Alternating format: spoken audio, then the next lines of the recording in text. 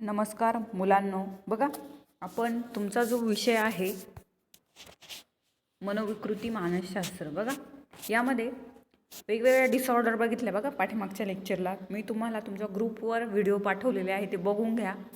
यामध्ये आपण पुढे बघणार आहोत संप्रेषण डिसऑर्डर. बघा ही जी विकृती आहे संप्रेषण विकृती, यामध्ये एक संवाद उमजणे व्यक्तीच्या क्षमता प्रभावित होण्यासाठी व्याधी आहे आणि शोध किंवा इतर प्रवचन प्रभावीपणे गुंतण्यासाठी भाषा आणि भाषण लागू विलंब आणि विकार हे एखाद्याच्या मूळ भाषेत समजण्यास किंवा वापरण्यास असमर्थतेपर्यंत ध्वनी बदलापासून ते असू शकतात. बघा निदान आहे त्याचं.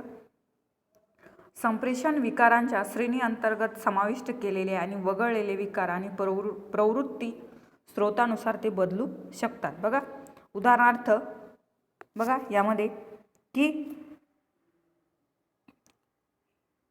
अमेरिकन स्पीच भाषा सुनावणी असोसिएशनने दिलेल्या व्याख्यानुसार बघा यामध्ये एक संप्रेषण डिसऑर्डरला भाषण आणि भाषा डिसऑर्डर म्हणून परिभाषित केले जाते, जे संप्रेषण तोंडी मोटर फंक्शनसारख्या संबंधित क्षेत्रातील समस्यांचा संदर्भ देते. विलंब आणि विकार एखाद्याची मूळ भाषा समजण्यास किंवा वापरण्यास असमर्थतेपर्यंत साध्य ध्वनी प्रतिस्थानापासून ते असू शकतात. सर्वसाधारणपणे संवादाचे विकार सामान्यतः भाषणातील समस्या असतील आकलन आणि अभिव्यक्ती संदर्भित करतात, जे एखाद्या व्यक्तीच्या कामगिरीमध्ये आणि किंवा आयुष्याच्या गुणवत्तेत लक्षणीय हस्तक्षेप करतात. एखादे मूल्यांकन करत असलेल्या एजन्सीची कार्यात्मक परिभाषा जाणून घेतल्यास किंवा निदान करण्यास मदत तिथं होऊ शकते.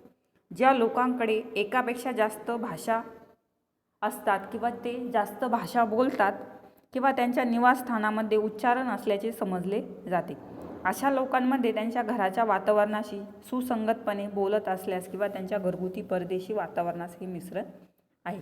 DSM IV बघा IVTRच्या मते दळणवळण विकार सामान्यतः बालपण किंवा पौगंड अवस्थेत प्रथम निदान केले जाते. त्याचं जर बालपणातील विकारांसारखे मर्यादित नसतात आणि तरुण किंवा तारुण्यापर्यंत ते टिकून राहतात, ते इतर विकारासहही देखील उद्भवू शकतात. निदानामध्ये चाचणी आणि मूल्यांकन समाविष्ट असते, ज्या दरम्यान स्कोअर कामगिरी विकासात्मक अपेक्षांपेक्षा खाली असतात आणि शैक्षणिक यश सामाजिक संवाद आणि दैनंदिन जगण्यात लक्षणीय व्यत्यय आणत असल्यास हे निर्धारित केले जाते. हे मूल्यांकन वैशिष्ट्य विचलित किंवा उशीर झाले आहे की नाही ते देखील निर्धारित करू शकते. म्हणूनच एखाद्या व्यक्तीस दळणवळणाची आव्हाने असण्याची शक्यता असू शकते, परंतु DSM IVTRच्या खाली दिलेल्या निकषाची पूर्तता तिथं केली जाऊ शकत नाही. DSM निदानामध्ये बघा सर्व संप्रेषण विकारांची संपूर्ण यादी समाविष्ट नाही. उदाहरणार्थ बघा श्रवण प्रक्रिया डिसऑर्डर, यामध्ये DSM आणि ICD-10 अंतर्गत वर्गीकरण केलेले नाही. संप्रेषण विकार म्हणून खाली निदानांचा समावेश केला आहे. पहिला आहे बघा भावपूर्ण भाषा डिसऑर्डर. सोप्या वाक्यांपेक्षा आणि मर्यादित शब्दसंग्रहांच्या पलीकडे स्वतःला व्यक्त करण्यात अडचण येते.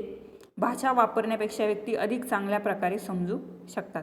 त्यांच्याकडे बरेच काही सांगण्याची शक्यता आहे, परंतु त्यांच्या विकासाच्या अवस्थेसाठी अपेक्षेपेक्षा शब्दांचे आयोजन आणि पुनर्प्राप्ती करण्यात अधिक कठीण आहे. मिश्रित ग्रहणशील अभिव्यक्त भाषा डिसऑर्डर, इतरांच्या आज्ञा समजून घेण्यात समस्या.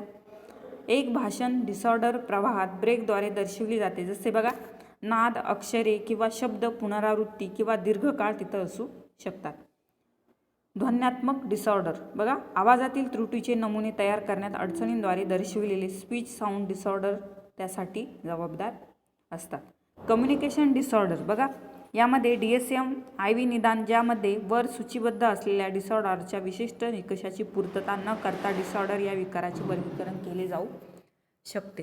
DSM V बघा यामध्ये संवाद विकार निदान पूर्णपणे वर नमूद केलेल्या विषयावर रिवर्क त्यांच्या बाल्य अवस्थेच्या प्रारंभावर जोर देणाऱ्या आणि विकारांशी संबंधित इतर विकारांशी संबंधित असलेल्या संप्रेषण विकारांना भिन्न करण्यासाठी ऑटिझम स्पेक्ट्रम डिसऑर्डर बघा यामध्ये भिन्नतेचे निदान करण्यासाठी सामान्यतः निदान अधिक सामान्य तिथं केलं जातं.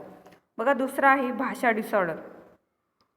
भाषा डिसऑर्डरची महत्त्वाची वैशिष्ट्ये म्हणजे भाषा शिकणे आणि वापरणे यात अडचण आहे, जी शब्दसंग्रह, व्याकरणासह आणि योग्य प्रकारे वाक्य एकत्रित ठेवण्यामुळे उद्भवू आहे. समस्या ग्रहणशील भाषा समजून घेणारे आणि अर्थपूर्ण दोन्ही असू शकतात.